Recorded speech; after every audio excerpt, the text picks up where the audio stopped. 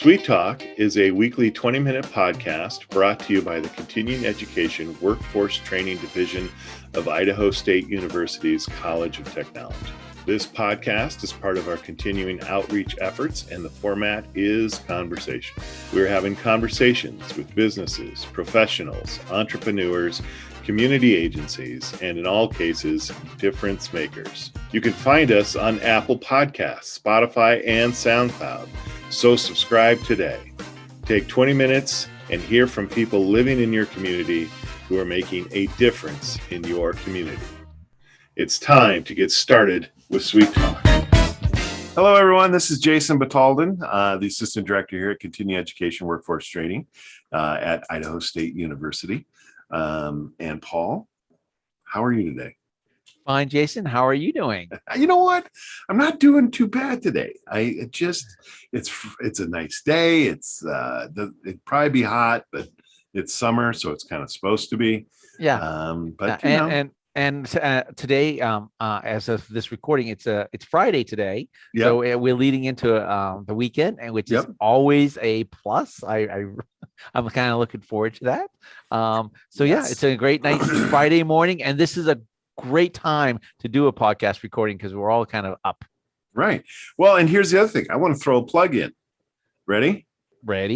Registration for the fall semester opens on Monday, August 2nd. Okay. Now, I recognize that this podcast will be posted after that date, so that's cool. But please be sure to check out. We have a great lineup of classes and trainings this fall semester. We are back to full bore. A lot of the classes had to take a little bit of time off due to some COVID issues, but we're back offering full allotment of different classes. So be sure to check out our website at cetrain@isu.edu, or our website would be cetrain.isu.edu. Yep. And download our catalog, check out all class listings because that's exciting. Yeah. It's basically this is kind of a marker for us. It's kind of this is like the mark that hits going, hey, the fall's coming. Yep. And we're going full steam into the next what would be the university semester, but also will mean that people will be returning back to campus soon. Yeah. And by the way, to that end, we have a very special guest on our show today. And we're here to talk about one of our programs that starts up in the fall. And the program is unique because you can only register for this class in the fall. It's an all year round class. And so we have the exciting here, Bailey Chambers. Bailey, I'll let Paul introduce you officially, but I just kind of want to point out, you have been around SEWT as an employee for quite some time, and this is a new job title for you. Yes. So I know you totally handed it off to Paul to introduce me, but That's I'll okay. Talk about myself for a minute. So I started here in the spring of 2019. It was kind of a random occurrence. I came as a testing proctor, but to help Paul out with some state testing for his apprenticeship program, and we got talking, and he just saw this potential in me and offered me a job to be his intern or a student worker for that summer. It was only going to be a super temporary thing. And then it just led in for 2 years later. And now I got a new opportunity with continuing education to be the apprenticeship advisor / co-coordinator along with Paul. So I've been here for a little over 2 years now, but I have been in this position for about a month and a half. So. Very cool. Very cool. Paul, what inspired bringing on this co-coordinator for the apprenticeship program? And maybe give us a little bit background. What is the apprenticeship program? Okay. So the apprenticeship program, for those of you out there that aren't aware what an apprenticeship basically is a training program for, in many cases, the trades, but it could almost be any type of a career. But in this case, it's the trades. Idaho has 3 licensed trades that they have apprenticeship programs for, or the electrical, plumbing, and HVAC technician. And what boils down to is two parallel paths that apprentices must follow for a 4-year period. And those paths include on-the-job training, meaning a job. They are employed as in that specific field, doing work, on a daily basis, making a paycheck. And they're getting that on-the-job training from their supervisor or journeyman that is watching over them as they learn. Also, requirement from that other path, parallel path, is classroom-related training. They need to go to school each year and get a minimum of 144 hours of classroom-related training. So, they're following these two paths for 4 years. And the reason why the apprenticeship is structured this way is because, in many cases, they're learning things on the job that they don't kind of understand what the theory is. They're just going through the motions because they're doing it as just a task on the job. When they learn something in the classroom, they have an aha moment going, oh, that's why we're doing this on the job. Same true on the opposite side is sometimes they've learned a theory in class and then they're doing it a practical work experience on the job and they have another aha moment. And that's the whole point, is for the on the job training and the classroom training to kind of reinforce each other. And again, another benefit of the apprenticeship program is typically someone's coming into these programs with little or no skill. So these are great ways of someone entering into a career path who has no training whatsoever to begin with. So Bailey, you come on as the coordinator. Mhm. What is your role in this? So I am co-coordinator and advisor. I am going to trying to bridge the gap between us and employers to future students. At least that's the goal in the end.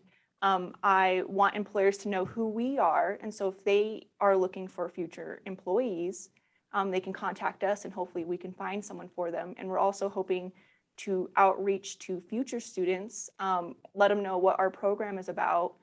And if they're looking for positions, we might be able to hook them up with employers to at least get interviews with them. So they either can get practice with the interviews or even hopefully land a potential job with them to help them through the program.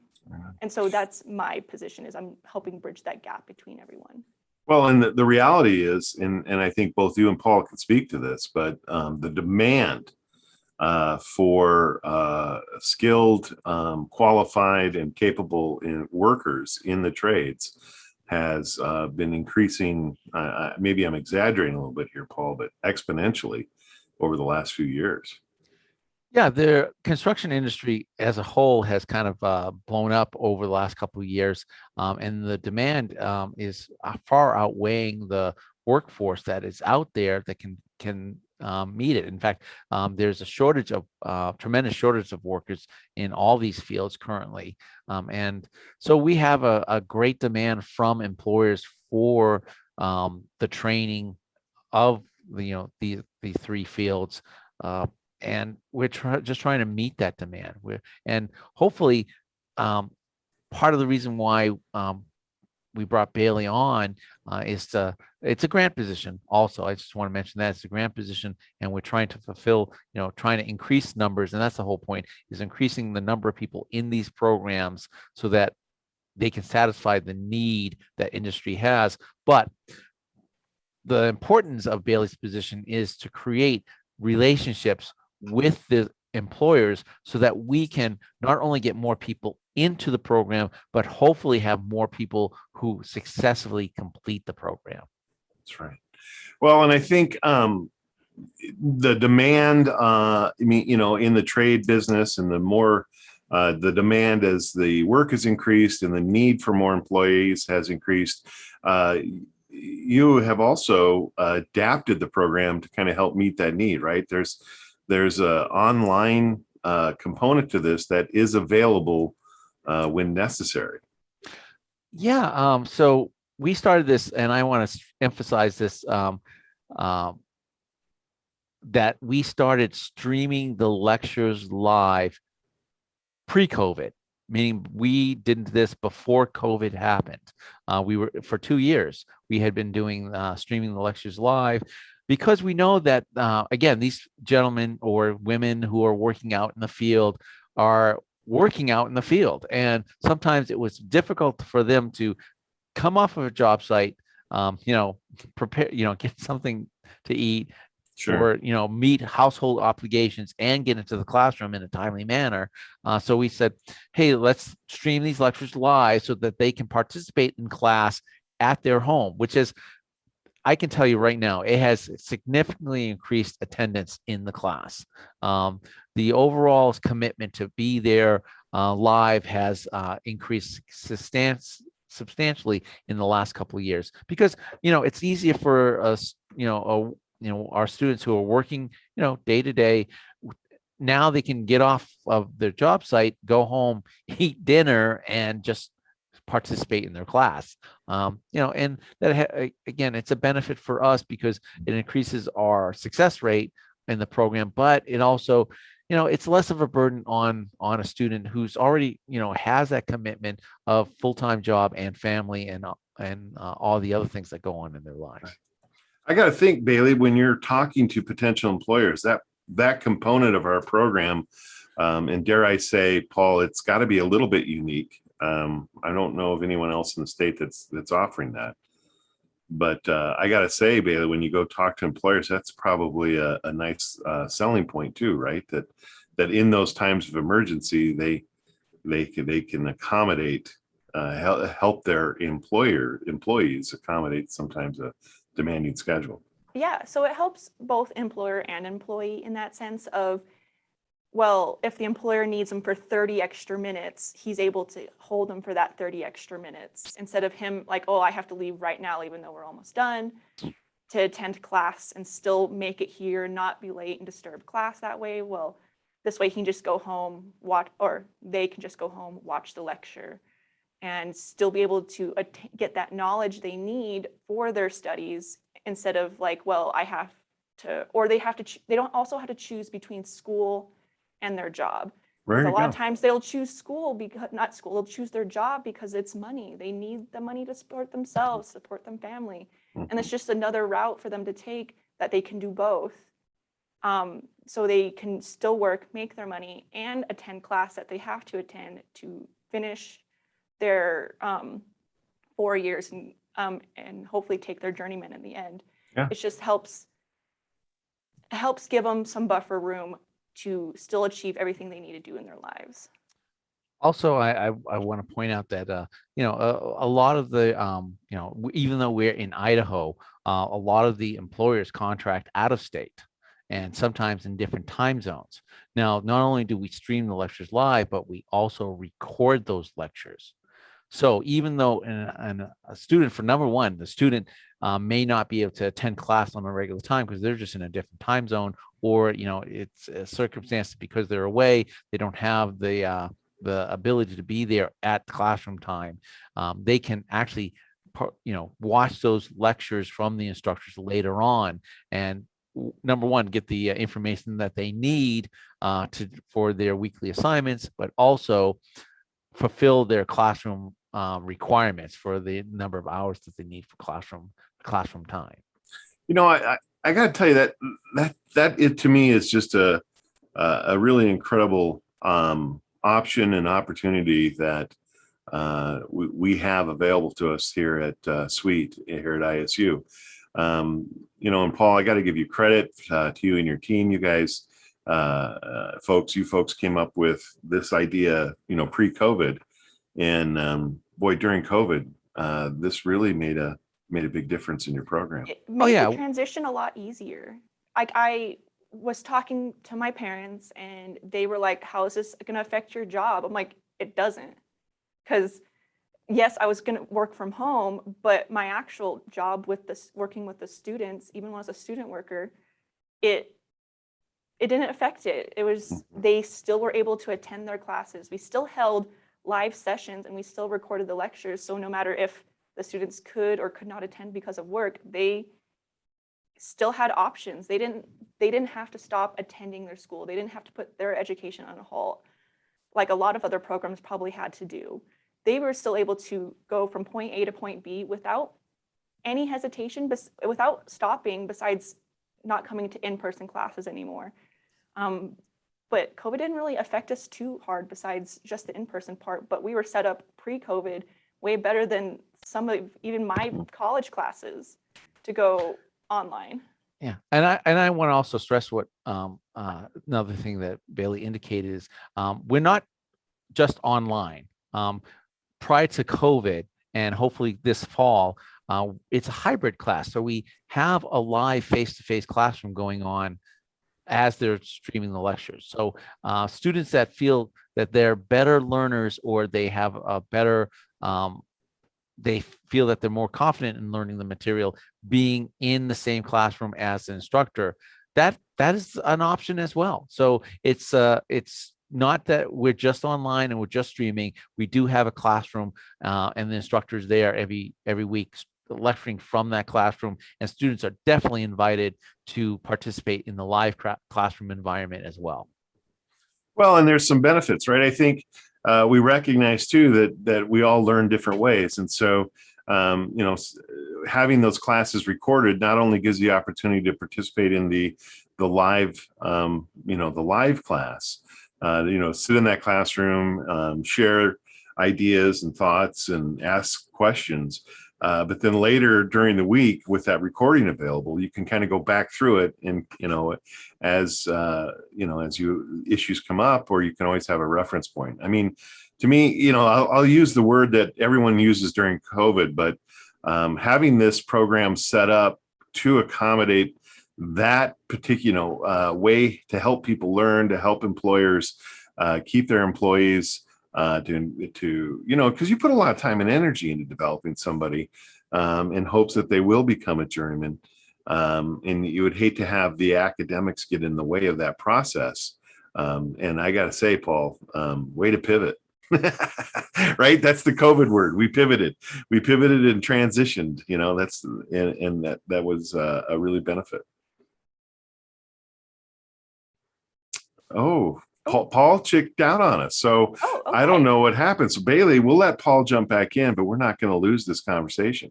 Okay. I guess my question for you is, Bailey, this has been, can we talk a little bit just about you a little bit as you transitioned into this new position? I mean, there's a new skill set that you have to learn as well. Yes. So I have to learn, what's the words? I have to learn to talk to businesses and be like, we're here to help you, instead of just being like, I want to help you. Tell me what you need. Like, I want to be there for them, and I want to build the relationships with them. And I know it's going to be hard because I am a new face. I walked into a business last week, and she was happy to see me. So it made me feel better. But she's like, she's like, how long have you guys been doing this? This is nice. And I was like, this is our first year. And so she's like, this is nice. And I know not every business or not everyone's going to be so accepting. So I was happy with my first one. I think it, and Paul, I didn't mean to cut you off. And by the way, folks, we did get Paul back. So thanks for rejoining us, Paul. Yes, we love technology, but again, we pivot. We pivot and transition. Pivot. I was only gone for a second. Right. I think Bailey, she had her first outing, and I think it was it made a nice connection. And I think that everyone's busy, so she'll have different receptions going to different businesses. But I think overall, the fact that we demonstrating that we care about the program, we care about the success of the students, ultimately, who their success helps the employer become successful, is a benefit to everybody. Right. I'm hoping that we can make those connections, or Bailey can help us make those connections, so that we can better serve the community, and hopefully make make improvements that the industry needs to our program. Sure. And I guess that, Bailey, your experience last week, I think, speaks to something else. As busy as we are, and we are busy, one of the things that helps when we are busy is to have someone come in and say, how can I help you? Mhm. Right? You're not coming in saying, hey, can you give me this? Or can I have this? Or don't you support this? You're coming in and say, hey, we have resources, we have opportunities. We recognize the need in our community, and this is what we would like to do to help you. And I bet that, as busy as someone is, I think that message resonates, especially with busy people, right? Mhm. Yeah. Yeah. I care so greatly for our students, and I love seeing the success, like towards the end of the year when we're sending out certifications, and I'm like, if this one student took this one exam, they will pass this class. If they just took it, and we're trying to, we're opening up assignments. I love seeing success. I love seeing the pass rate go up every year. Like, I want to help our students. I want to help our employers, because if we build that connection with their employers, it'll help the students, because it's going to be like two entities helping these students. And so those students know that they're cared for from both parties, instead of just kind of split and like, well, they care about me in this way, but school's a different thing. And that's another reason I want to build that relationship, is to care for the students and give them more opportunities, and know that we want the best for them. We Right. want them to pass. We want them to go all 4 years and get their journeyman and create a great career for them. So confession time. So I took over this program about four years ago. And when I took over this program, the previous director of our department, Jeff Huff, came to me and said, hey, Paul, the Joanne Wren, who was running the program at the time, is going to retire in a couple of years. You need to take over this program. Don't worry. She starts it up in the fall, and she closes out in the spring. And during the middle part of the year, the instructors are teaching. You don't have to do anything. And that's the way I was told the program runs. And that's the way I took over the program. And that's the way I ran it for the first year. Was I hands off. I just created the classes. I made sure my instructors were in place. And then when it started, I walked away. And then at the end, I came in and I saw who succeeded and who failed. And I did up my certificates and I sent them out. And that's what I did. And then we got a new director, Gary Salazar. And Gary came to me one evening, because what I was doing was I had set up some streaming for the first time ever. And I was here late one night because we just started it. So I was the one watching the classes, monitoring them. And Gary came to me one evening because he was here late, and he sat there and says, what are you doing to help your students succeed? And I went, what do you mean? And he said, well, what do you do to help them succeed? I said, I have a class. They take their tests. What am I supposed to do to help them succeed? Well, if someone's falling behind on their assignments, do you reach out to them? I go, no. And this was my really, really bad answer to him. They're grown-ups. They should know what they need to do. And he just looked at me and said, I think you should consider a different approach. And I really came away initially angry by this, going, why would it be my job to help watch grown-ups who should know what they need to do? And that's, so much extra time and effort is going to be involved in that. And that's, the more I thought about it, and the more I started thinking, what would happen if I, kept more in track of how they were proceeding in their work? And what if I did reach out to them and say, why aren't you doing your assignments? So I started small, going the ones that are really, really far behind, and calling them, going, hey, you haven't done your assignments.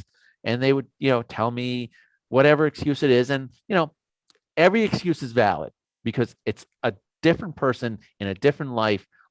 I'm not here to judge why you didn't do those assignments. But I started saying, well, what can I do to help you catch up on these assignments? And we would talk about it, and I would start reopening up assignments for students that had fallen, and I would give an opportunity. And then funny thing happened, they started keeping up on the assignments. So So the next year I started reaching out to more students who just maybe they missed a couple weeks and go, hey, I noticed you missed a couple weeks. Oh. Yeah, I missed a couple weeks. Would you like an opportunity to catch? And I found out, and I think Bailey will back me up. If you show them that you care, they start to care.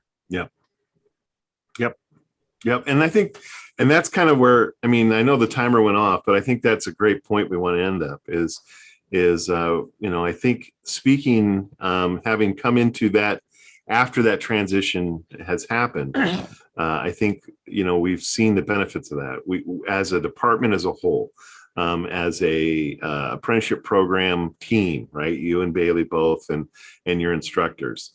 That message is well communicated, and it's beginning to filter down to the students. We do care about your success, and I can't think of even a better title for this podcast other than we care about your success. So that's a great point. I will chase my students. I will chase my students to make sure that they succeed. Yeah, and I am right behind Paul with the evidence. Like, they can still pass. They can still do this. They can still do this. I know the time to get off, but I do want to make one final point before we leave. Yep. Bailey had mentioned that the way we met was she was proctoring a test for me, and that was just supposed to be a testing for the state, and she came in and she was just proctoring it, and then I offered her a job. Well, I just want to clarify why I offered Bailey a job based on just watching her proctor a test, because when she came in with questions. She came in and she stood there and she started asking me, what is this a test for? Why do they need to take this test? How long? And she started, because she wanted clarifications before she started. And that's the key thing. And I think this is the takeaway that people should come away with. Ask questions. Yep. Because questions don't show your about things that you don't know. It proves that you have an ability to learn or want more knowledge. Yep. And that in itself, her asking questions is the thing that made me go, this is the person I would love to work with, because I know that they will always ask me questions. Yep. And that's why I offered her a position. I said, first of all, she showed up on time too. Yeah. But that's the thing that got me, was she asked questions, and that's impressed me the most, because very rarely do people ask questions because they're so worried about seeming stupid, or they just make assumptions.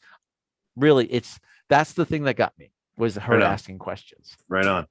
So, Paul, with that being said, Paul and Bailey both, why don't you guys share your contact information in hopes that someone listening to this podcast, or someone in hopes that someone listening to this podcast, either they themselves are interested in learning a trade, or they know someone who is interested in learning a trade, because they would want to get a hold of you. How can they do that?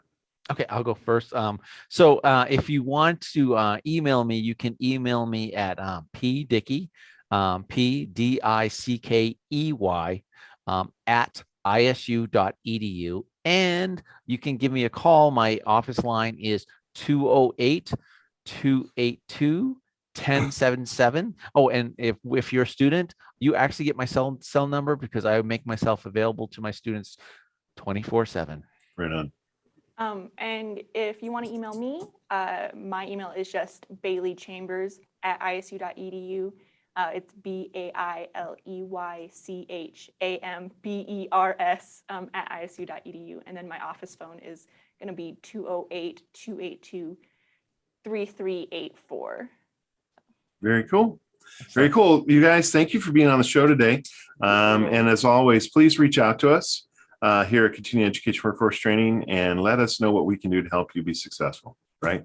Yes, please do. All right. Hey, Bailey, thanks for being on the show. Yeah, thank you for having me.